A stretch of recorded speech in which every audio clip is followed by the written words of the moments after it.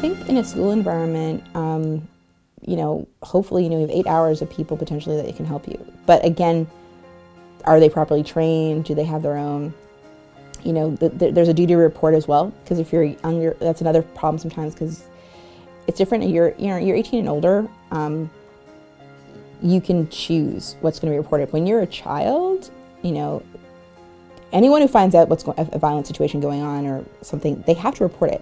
So that also leads to very difficult dynamics, because sometimes young people don't want to go there. They're not ready to go there yet. So that, I think, makes it particularly difficult for young people to be as honest to teachers or counselors or administration at schools.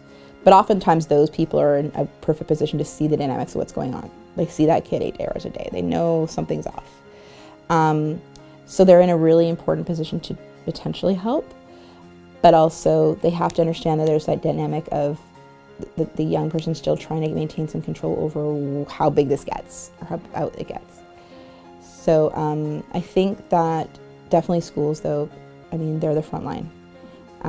They're also the front line in terms of, girls being pulled out of school, because that's another dynamic that we've seen in the spectrum of just girls getting pulled out of school, or you went away for summer vacation and you never came back because you got married right off or something. The schools kind of are the front line to see those dynamics going on. So I think it's very important to be educating teachers and administration, counselors more about the dynamics of what's going on. But again, that's also a perfect opportunity to work with the parents and work with the community.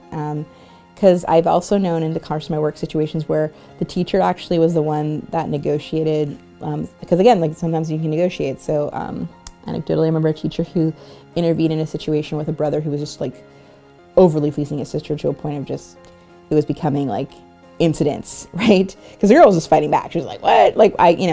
But again, the teacher was able to navigate it, both because she had a good relationship with the brother and the sister, and understood the dynamics. So teachers can also play a really positive role in sometimes navigating things with parents or things with siblings, if they keep that teacher hat on of, just being willing to talk and work with everyone. But it's still difficult. There's so much more work to do in terms of training and in terms of building trust across all these different levels.